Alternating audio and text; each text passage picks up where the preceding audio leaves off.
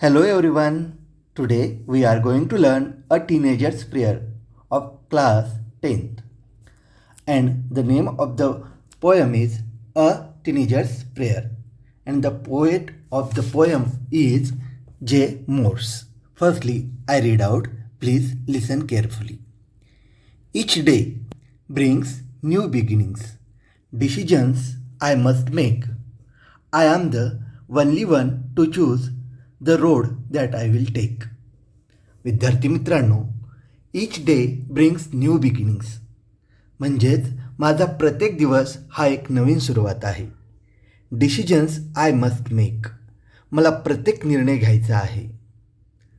I am the only one to choose the road that I will take. मला माझे निर्णय स्वतःला घ्यायचे आहेत. माझा मार्ग मला स्वतःला ठरवायचा आहे, असं कवी म्हणतो. विद्यार्थी मित्रांनो, टीनेजर्स प्रेयर म्हणजे टीनेज म्हणजे किशोरवयीन मुले. आता किशोरवयीन मुले म्हणजे कोणती मुले? तर जी मुले 13 ते 19 या वयोगटात येतात त्या मुलांना किशोरवयीन मुले म्हणजेच टीनेजर्स असं म्हणतात. नेक्स्ट पॅरा पाहू आपण. I can choose to take the road of life that leads to great success. माझ्या आयुष्याचा निर्णय मी घेणार आहे. मी जो निर्णय घेतला आहे तो मला यशाच्या दिशेने नेईल. Or travel down the dark road that leads to great distress. मी जो निर्णय घेतलेला आहे तो मला यशाच्या दिशेने नेईल किंवा अंधाऱ्या रस्त्यावरसुद्धा नेईल. म्हणून मला सामर्थ्य दे. Please open up my eyes dear Lord. हे देवा, हे परमेश्वरा, माझे डोळे उघड. That I might clearly see. मला स्पष्टपणे दिसू दे. Help me stand for what is right. Bring out the best in me. इथे कवी म्हणतो, हे परमेश्वरा, माझे डोळे उघड.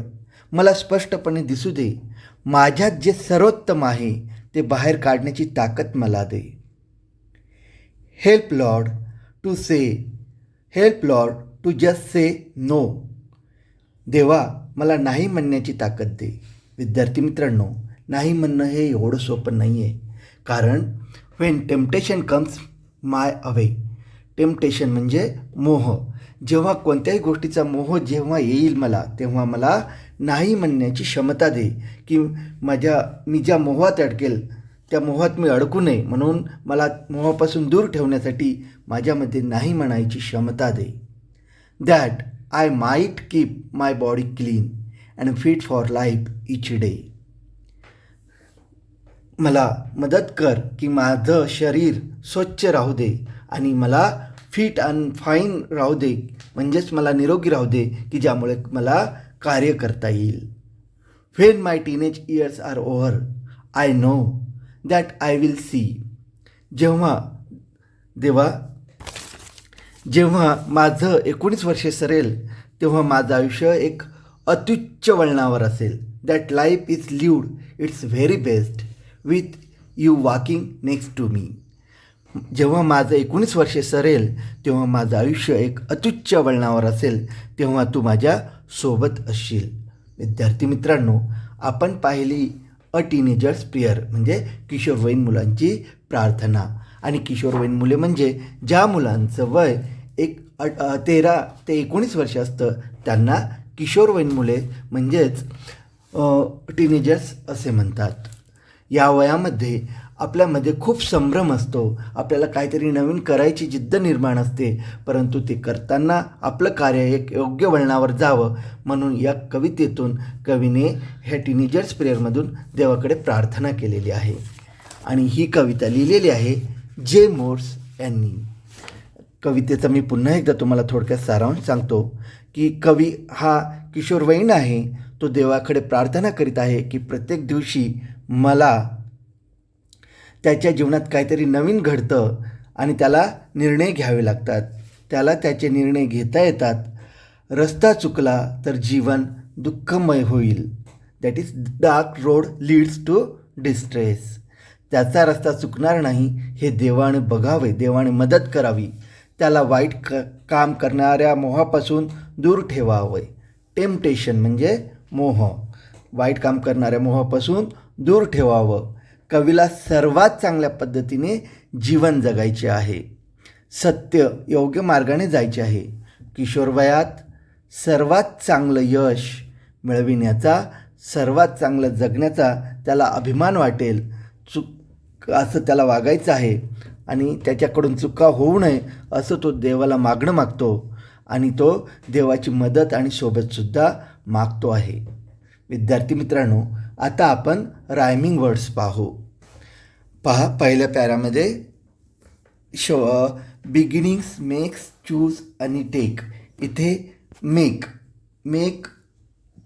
आणि टेक यांची पहिली रायमिंग जोडी होईल. दुसऱ्या स्टांजामध्ये आपण पाहू लाईफ, सक्सेस, रोड, डिस्ट्रेस. इथे सक्सेस आणि डिस्ट्रेस यांची सेकंड रायमिंग पेअर होईल. तिसरा लॉर्ड, सी, राईट, मी. इथे या पॅरामध्ये सी आणि मीची तिसरी रायमिंग पेअर होईल. चौथा पॅरा नो, वे, क्लीन, डे. इथे वे आणि डेची चौथी पेअर होईल. आणि शेवटच्या स्टांजामध्ये वहर, सी, बेस्ट, मी. इथे सुद्धा सी आणि मीची ही पाचवी पेअर होईल. परंतु आपण वरच्या स्टांजामध्ये सुद्धा सी इथे पेअर पाहिलेली आहे, सी आणि मीची. म्हणून कवितेमध्ये एकूण 4 पेअर्स आलेले आहेत. विद्यार्थी मित्रांनो, आता आपण रायमिंग स्कीम पाहूया. इथे पहा, आपण पहिल्या ओळीला नाव देऊ बिगिनिंग्स. इथे ए दिला. इथे मेकला आपण बी दिला, चूजला सी दिला आणि पुन्हा आता इथे पाहू बिगिनिंग्स, मेक, चूज, टेक. आता बिगिनिंग्स मेकसोबत राईम होत नाही, चूजसोबत पण होत नाही, टेकसोबत पण होत नाही. तर इथे मेक आणि टेक म्हणजे इथे बी, सी, पुन्हा इथं मेकची टेकसोबत राईम होत आहे म्हणून याला आपण नाव देऊ बी. म्हणून इथे राईम झाली आपली ए बी सी बी, ए बी सी बी. आता आपण नेक्स्ट पॅरा पाहू. नेक्स्ट पॅरामधील रायमिंग स्कीम पाहू. Life, success, road, distress. इथे पुन्हा ए बी सी.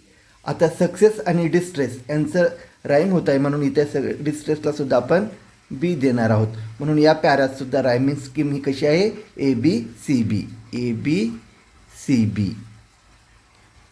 आता आपण तिसऱ्या पॅरातली रायमिंग स्कीम पाहूत. लॉर्ड, इथे नाव देऊ ए, इथे सीला बी, इथे राईटला सी. पुन्हा सी आणि मीची इथं पेअर होत आहे म्हणून याला मीलाच्या पुढे नाव लिहू आपण बी. म्हणून ए बी सी बी. पुन्हा इथे रायमिंग स्कीम होत आहे ए बी सी बी.